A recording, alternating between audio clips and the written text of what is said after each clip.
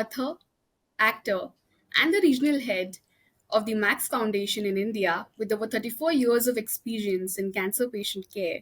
Our guest today on the Settle or Be Better podcast is Viji Venkatesh ma'am, who's going to be talking to us about all things age, energy, and purpose. So, welcome, Viji ma'am, and over to you. Why don't you begin by telling us a little bit about your work and how has it been over the years? Thank you. Very nice to be on your podcast. Thank you so much, Sakshi. Well, I've been working in cancer care since, say, 1987. That's about, like, I guess, 36 years or so now. And I previously worked a lot in cancer education, tobacco awareness, early detection. Today, after 21 years of working with the Max Foundation, my work lies in the area of access to treatment, counseling, facilitating support groups for patients, and generally looking after the well being of cancer patients. Yes. Understood. And that's some really amazing work that you're doing. I mean, for the ones who don't, you can follow Viji ma'am on Instagram, and she's been posting some really amazing stuff. And her life just looks so colorful, quite the opposite of what you would imagine someone in their 70s having this much energy to travel and, still work with such a purpose in mind, which is really underestimated because I'll tell you, I have my grandmother over, and she's like around 64, 65 years of age, and she has a difficult time walking, or even like sitting, standing up, and she doesn't have any other diseases of that kind, like apart from diabetes. And then when I saw you, and you were doing all of these amazing things, it's really underestimated because what scares a lot of people about getting older is usually the first scare. It's about the appearance, like, oh, my hair would start getting white, or I would start having wrinkles. But what is often forgotten is the energy that you would have at that age, and how would you picture yourself as a 70 something year old. So can you tell us a little bit about that when you were in your 20s or your 30s, how did you picture yourself when as a 70 something year old, and what did you think you would be doing at that point in your life? That's a very interesting question you asked, because when we are young, I don't think we really like to think or want to think too further ahead. And somehow, for me, it has always been. I've never kind of looked at tomorrow. I don't know how. Maybe that's a very responsible way to be. I don't know, but I've always felt that tomorrow eventually becomes today. So let me focus on today, and so day by day. Of course, I think, a lot of us, we come from very privileged backgrounds. I've had a very secure, a very wonderful childhood. My parents have always been my role models. We come from a very modest middle class background. My father was a government servant. My mom kept home. We are a big family, grandparents. We have five siblings, and at some point in time or other, my mother always was looking after maybe a nephew or a niece or a younger brother-in-law or a sister-in-law. Our house was always full of fun and laughter, food for everybody. And only now, when I have grown older and I have managed a household myself, I realize my mother was really one amazing manager. She took care of so many things. And I think what my father and mother have both taught us is to always be happy, uh, to always look with consideration at others, never to look down upon anybody. And I think that's something that makes me really happy, because you know what you if you see something good in somebody, it's because you have that within yourself, and therefore you're able to recognize it. And my father taught us love of literature, love of music, how to be kind and understanding to other people. And I think that's basically given me a lot of the strength I have now. And then I married very young, and I guess it's an arranged marriage. So I guess my husband is of the same, he thinks the same way too. And I guess it's just been, that's why I said, we some of us come from a very privileged background where the right things happen to us at the right time. Yes. I've always also felt that People look at you the way you look at yourself. So if you're confident in your skin, that shows. And if you're nervous, and if you're always wanting to be something other than who you are, and if you're always looking at external factors, believe me, Sakshi, there are no external factors. Everything is inside us. There is nothing outside that makes you or unmakes you. It's how you look at something. I work with patients, I work with cancer patients. I work with people who know that their time on this world is limited. Believe me, their strength, their courage, how they embrace life. Uh, in fact, each and every patient at some point in his or her journey has told me that cancer has made me a different person. Cancer has made me look at life in a different way. Cancer has made me stronger. Cancer has made me reach out to other people. Cancer has opened new worlds to me. I will never know nobody can know what a diagnosis of a life threatening, life limiting illness can do to you unless you're in the same position yourself. Some years ago, 12 or 13 years ago, I was diagnosed with glaucoma. And I have no vision in this eye. Uh, I was careless. I ignored early warning signs. Um, Besides being myself in the health profession, and my mother being diagnosed when she was living with me, and I know that glaucoma is a hereditary condition. I just didn't bother enough to do a checkup. And then when the symptoms became really difficult, I realized I had to go and see somebody. And by that time, I had lost a lot of vision. And then I was also not very compliant in the treatment. You have to put the drops at one particular time, exactly every 24 hours. And I was a little irregular. I kept telling her, "नहीं, मुझे बहुत काम है, I'm doing this, I'm doing that."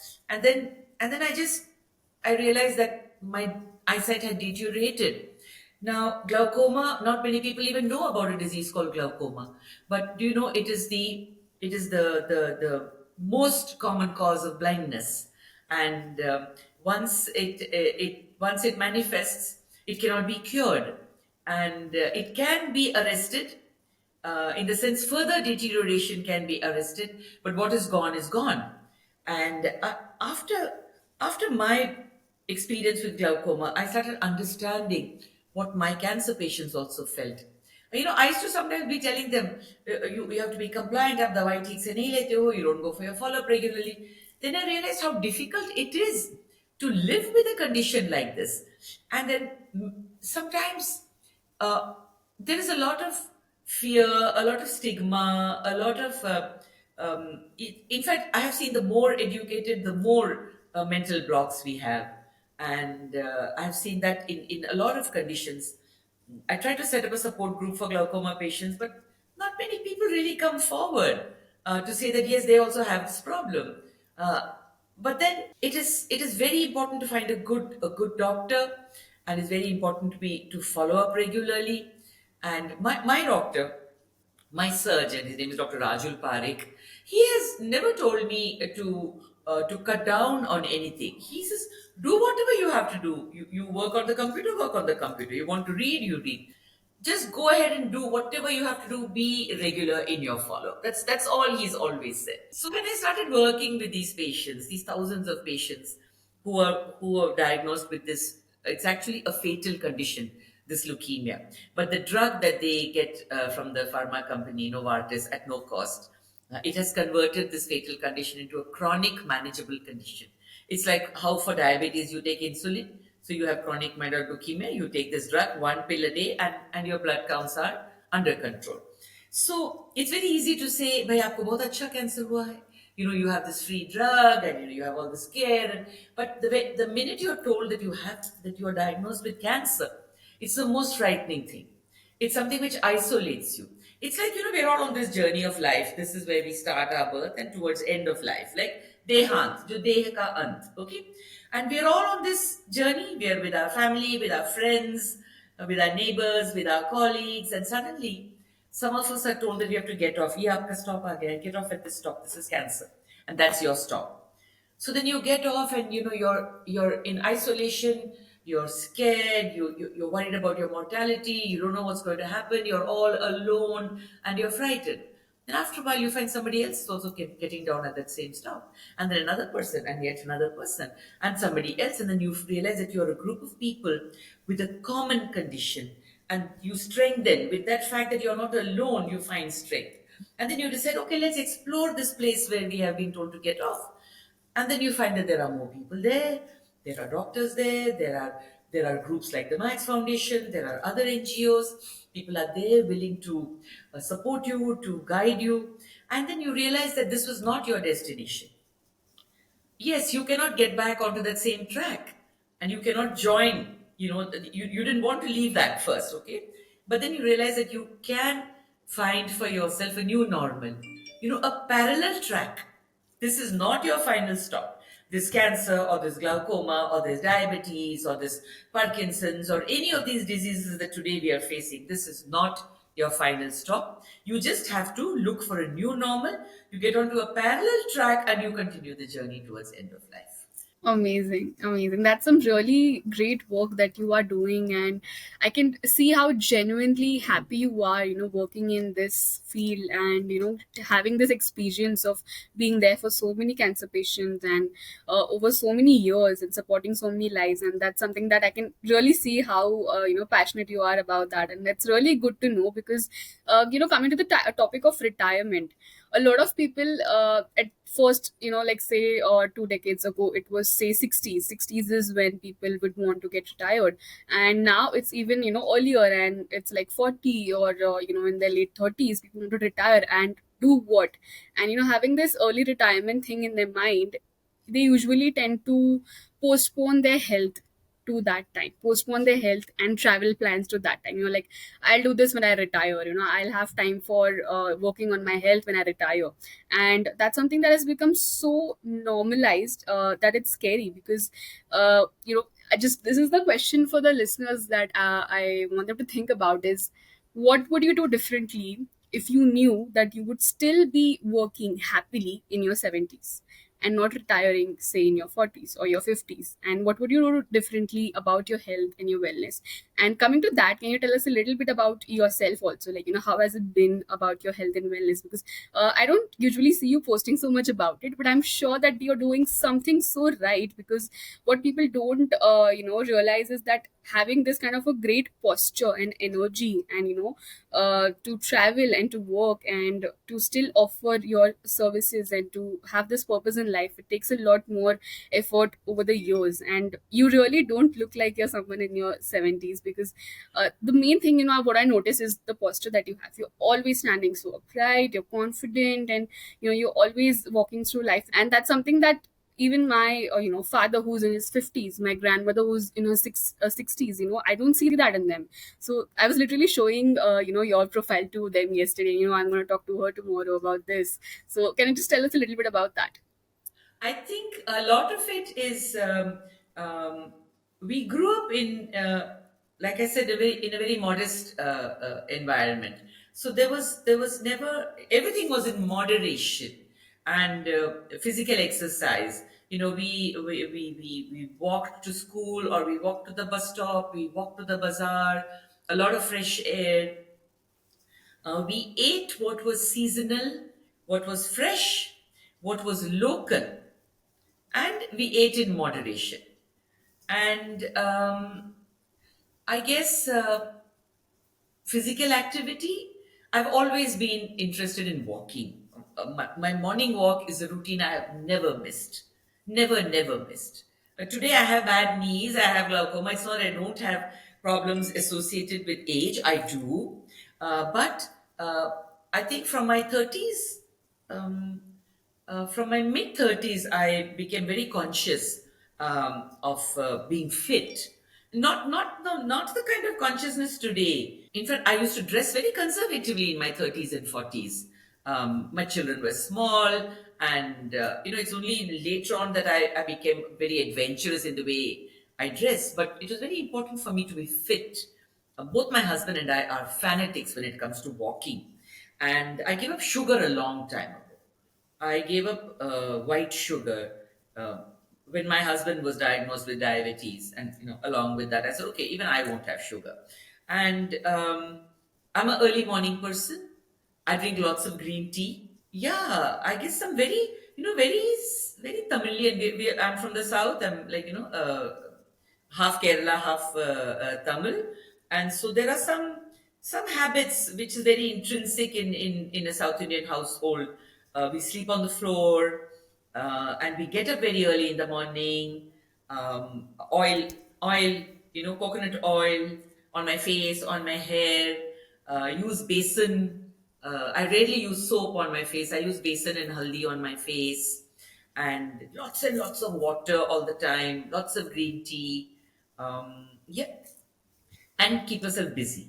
I get up and go to work every day. My father's also would. My father and my mother both were very particular. You get up, you dress up, and you show up, and you don't have to dress expensively. I am in cottons and I wear a lot of junk jewelry. Okay, and be natural. I've never dyed my hair. Uh, no makeup on my face. I love to use kajal, okay, as you can see. And yeah, I guess these are some tenets that I've followed. And I find joy in the simplest of things. I love blue skies, some flowers, a bird is singing outside the window. I'm hungry for those joys. And now today, we have this in our hand. You take photographs and you share. And I love social media. It's obvious that I love social media. I enjoy sharing, and I think my patients also find social media a very nice vehicle through which they can share their experiences. And so social media is a tool. अभी जैसे मेरे हाथ में एक चाकू है, I can be destructive, right? But I can also take a fruit and I can cut it and I can, give it to others. And it's how you use it. There is good and bad in everything. Well, I don't believe there's bad in everything. I believe everything is good. There's no right or wrong. Maybe not appropriate at some point in time. I'm not like some perfect person. I talk a lot. I lose my temper. I'm very judgmental. But I'm very conscious of all these things, and I think it's because I'm working. I think you should never stop working. Well, I'm in a job that doesn't have a retirement age. If you're in a corporate job or in the government, you have to retire at some point in time. But you should always find something to keep yourself occupied. Keep learning. The minute you stop learning, you stop growing. And the more you Absolutely. grow, the more you learn. Yeah, I mean, this whole plan of retirement in people's mind, that I will work for these many years. And it often happens, if people are in the line of work that they don't enjoy that much. But, just to think about some kind of work that you would enjoy, how would you really do things differently over the years instead of postponing your health for You retirement? have And to that's make something to sure that really. you get something in return. You know, you have to make sure. The examples I can give is of my father. Again, he was a government servant, and he retired at 58. And then he had a lot of habits, a lot of interests. He had music. He used to read. He used to go for walks. He died very young. He died before he was 67, 68, of course. Um, so it depends upon individuals. My parents and my grandparents' generation, paralytic stroke was very common. People were paralyzed, and then they were bedridden for some time. We still don't know those reasons. Sometimes they say ghee is good for you, sometimes they say ghee is bad for you, sometimes they say coconut oil is good for you, sometimes they say it's bad for you, sometimes they say milk is good for you, but today they say milk is bad for you. Jaise maine kaha, we grew up eating everything, but we ate in moderation. We never ate eight puris. We would eat maximum two puris. We never ate like lots and lots of rice. We ate a little bit of rice, a little bit of dahi, a little bit of sambar, some dry sabzi, we like everything. But I guess it's a lot of discipline. And your specific question, how you're saying that today people want to retire very early, and why do you want to look at your job as something that you want to stop doing? Why don't you factor your occupation into your life? Believe me, if you do nothing, you are nothing. You have to, your mind, your consciousness, your intelligence, your physical aspect of your body and your mental capacities are not meant to be idle. This is advice I can give. I'm 71 years and I've been working for the last 36 years. I do not sit still for a single minute. It could be work related, it could be my passion related, right? If I'm a very house proud person. I love my, I have a small little apartment. I keep it dusted, I keep it clean. I enjoy just being in my house, being in my kitchen. I enjoy my walks, I enjoy my friends. Please make friends. Make friends. Be in touch with your cousins, with your siblings, with your aunts and uncles. Um, the people who work with you, the people who work for you, your service providers. Somebody who drives your car is just not a driver. He has a life of his own. He has a character of his own. uh, the lady who comes to help you in your house, look at them, look at their struggles, then see what comforts you have. Always look at people who are in a less privileged position than you are. Don't keep looking at people who you think have more than what you have. You have everything you need. You have everything you need. We don't realize, there are deep reserves of inner strength within us. And we delve into it only when we are pushed into a corner. Look into that every day. Take out a little bit every day and let it enhance your life. Let it enhance somebody else's life.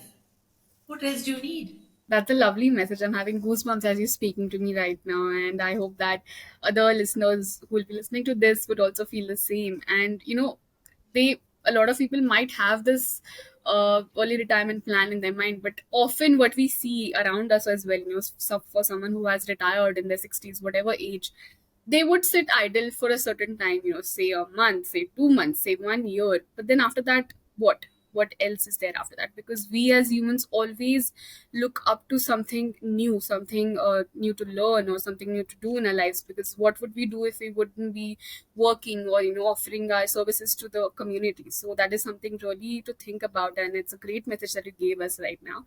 My last question is, it might sound a little weird, but since you work in cancer patient care for so many years, and to put myself in your shoes, if I was doing that kind of a job, uh, I would be really scared, being around so much sickness, and seeing, like, today cancer can happen to almost anyone. I mean, I have so many people that I know, and some relatives that were completely fine. They were fit, and they were the fittest people you'd see growing up. I mean, they would have the best habits, they had the best advice for you when you fall sick, and all of these things. And suddenly they are the ones who are suffering from cancer. And just listening about someone like that really gives you the goosebumps and really scares you. But you have been working with so many patients over the years. Has it ever given you that kind of a scary feeling? And how do you still find the joy in doing that kind of work? Definitely. What you're saying is very right. Cancer is something that is very frightening. And I started working and raising awareness about cancer. I have no medical background. I have a degree in English literature. So when I joined this nonprofit and started working for awareness and early detection, I went to the British Council Library and I learned of everything I could about the disease. Okay, and then I was in a place where I was telling others about what are the warning signs of cancer and why it's important to stay away from tobacco, talking to women about self breast examination, about pap smears. And I realized that when you put yourself in a position where you are teaching somebody, then you learn more. You keep learning. So to be a good teacher, I have to make sure that I learn every day. So I think by preparing myself in that way, I learned so much about cancer. I had an understanding about cancer, and then I was talking about it to others. I was talking about it to mill workers, factory workers, women in creches, women and men in corporate offices, in banks, school teachers, college lecturers. And I realized that I was familiarizing myself with cancer. I worked for 3 years in Tata Memorial Hospital in their preventive oncology. I was deputed to help set up the preventive oncology department. I think I learned a lot. I saw patients there. I saw the care, the compassion with which everybody in Tata Memorial Hospital in Bombay take care of their patients. And I think when you cannot turn away, you cannot run away. You have to face it. किसी भी चीज का सामना करना पड़ता है ना. If you turn your back, you make yourself vulnerable. So if you organize some tools for yourself, okay, awzar, with which you face that particular condition. My tool was awareness and education. I equipped myself with everything about cancer. So when I saw a patient, I had something to tell that patient which would give some kind of comfort. You always know that there is something more that you can do. You always have to have that. You cannot say, Acha, this is it, I can't do any more than this. You always have to be hungry for more. You always have to look around. Okay, I can give disease information. I can help the patient navigate their way through this whole journey. If I say, oh no, I'm afraid of cancer, then I look at the patient in whose eyes, yes, there is fear, but there is never fear, there is never worry about themselves. It's only about how it's going to impact their family, their children, their husband, the wife, their elderly parents. And I find that courage which comes inside the patient, it kind of it kind of keeps us going. But despite all this, every time I hear of a new diagnosis, it hits you. It does hit you because it's not so simple. It's not no, it's not so easy. Yes, there is treatment. There is excellent treatment. There are wonderful doctors in India and in this region. I've just come back after a 10-day work visit to Nepal and met so many patients there. Worked with the physicians. They're so caring, and they are international quality. In our own region, we have top quality oncologists. Palliative care is very important now. There is psycho-oncology, there are social workers. Maybe we need more counselors. I think there is a gap in counseling. In the days when I grew up, I had a full family in the house. I had cousins and I had aunts and I had older sisters. I had so many people I could go to with my issues. Today we live in very compact, small, everybody knows we call it a nuclear family. So we have to look outside of the family circle for any other kind of support that we need, and so there is definitely a vacuum there. But I honestly feel that if you get up in the morning, knowing that you've been given one more day to live, and you have so much which other people don't have, you make everything work for you. And when it works for you, it works for others. In others' happiness, you find your happiness. 3 years ago, I was offered a role in a Malayalam film. The casting director saw my photograph on Instagram, and that was the role. It is the role of an elderly Muslim matriarch in living in Mumbai. I told them, I'm sorry, I have a full time job and I don't speak Malayalam. Well, I know Malayalam because it's Malayalam and Tamil are both my mother tongues, but we speak more Tamil. And after having born and brought up in Delhi, lived in Bombay for almost 49 years now, I speak Hindi. Is more like my comfort, and of course, what we speak at home is a Tamil.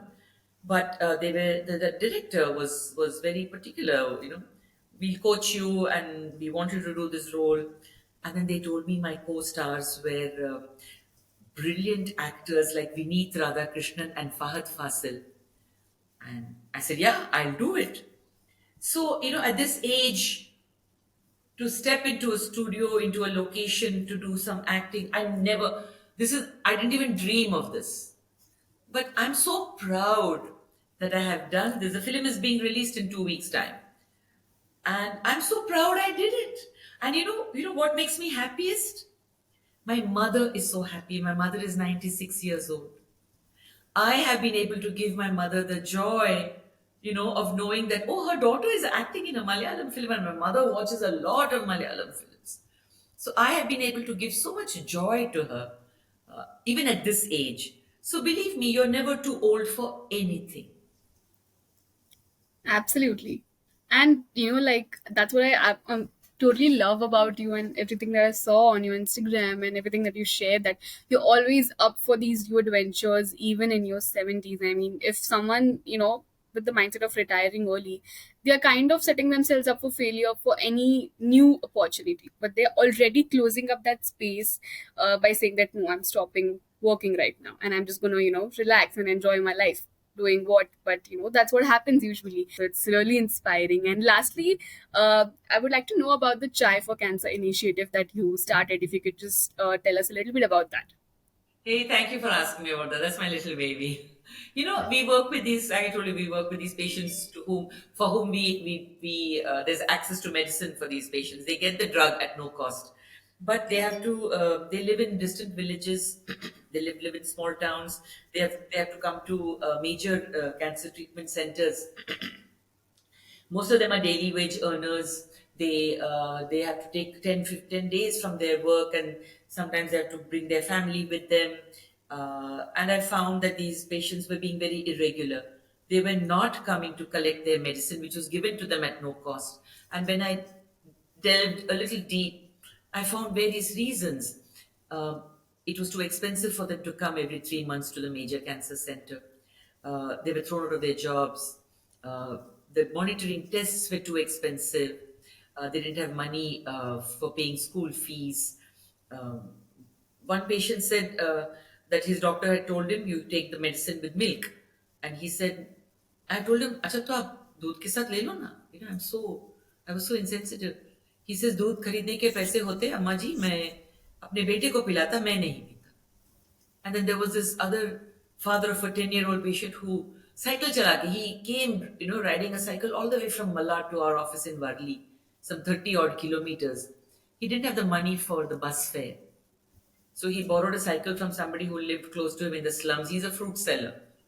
I realized that people need hard cash for simple, very small. We think it's insignificant. And I was sitting with my patient leaders. They're trustees of the Friends of Max, a support group that, and they said, "यार हम लोग को कुछ करना चाहिए." And I remembered I had gone for some training to Australia many years ago in the Queensland Cancer Fund, and they had a program called Australia's Biggest Tea and Coffee Morning, and somebody had taken me there. किसी के घर में था. There was cake and there was biscuits and tea, coffee, sandwiches, and we all ate everything, and we all put some money for that. So I said, "चलो हम मैं भी मेरे घर में करूँगी. Let's call it an adda, chai for cancer adda. I'll call my friends, I'll call my family, I'll call my neighbors, I'll call anybody. Social media I used, I put out invitations. This was in 2014. My first adda, second Sunday of May, about 86 to 88 people came to my house, a small little house in Thane, and we raised 1,20,000. Today, in these Wow. 9 years, I have raised more than 2.5 crores. This season 9, I have raised 62 lakhs. Next month, we are launching season 10. It has become a movement. Sakshi, you should take a selfie with your cup of chai and send it to me. Your chai fee, it'll Done. be. Okay? Done. People can donate. My dream is that every year on Chai for Cancer Day, anybody, anywhere in the world will pick up a cup of chai and say, "Oh, today's Chai for Cancer Day. Okay, let me go and donate my 100 rupees." That's all. I don't want big money. I want lots of people to donate little money. So that is Chai for Cancer. You And can what check day it is out. it? It's the second Sunday of May is when every year's season is launched. So this new season, season 10, will be launched on 14th May. मेरे घर में अड्डा है. You should come. You're most welcome. It'll be wonderful. Red FM, they are our partners. And doctors in hospitals, hotels, family, everybody supports us. It's a small amount, but I wanted to make a lot of noise because it's not just about raising funds; it's about creating awareness. So a Chai for Cancer Adda is somewhere where like-minded people come together and you talk about your cancer experience, you share your cancer stories, you have fun, you sing, you dance, you enjoy yourselves. Samosa khao, biryani khao, jalebi khao, have your chai, and donate for that. That's all. Amazing, amazing. And we are lucky that it's coming right up in the next month. So I'll be definitely Yes. sure to do my part in that. Yes, wonderful. Amazing. And that was a really insightful conversation. I mean, I personally have so many takeaways, and I'm sure that all the people out there listening to this would have a new hope and, to a new vision to look up to the coming decades, coming years, looking at you and living such a colorful, wonderful life, and at the same time offering your services and offering your kindness to so many other lives and enriching them. That's really amazing to be looking at that and being a part of that. So thank you for sharing that little part of your life with us. As we conclude, do you have any last messages or thoughts that you'd like to leave us with? Be yourself. Be yourself. Be kind to yourself and love yourself. Because then you're kind to everybody else and you love everybody else. But put yourself first. Take care of yourself. You're happy, everybody around you is happy. Absolutely. Absolutely amazing. Thank you so much, Viji ma'am, for being here today. It was really wonderful hosting you and to have the privilege of knowing someone like you and knowing your story so far and your journey and your work. It's really amazing. And I'm super grateful to be here today and having this beautiful conversation on a lovely Saturday morning. So thank you so much for your time here today. Thank you, my dear. Thank you. Thank you. That's it for today's episode. I am Sakshi Pawar, and I'll be your host for the Settle or Be Better podcast. Stay tuned where we bring more inspiring stories your way. You know the drill. Subscribe to the Settle or Be Better podcast, like, share, and comment on our videos. And oh, hit the bell icon because you don't want to miss the mind boggling health discussions we're about to bring for you. Why settle when you can be better?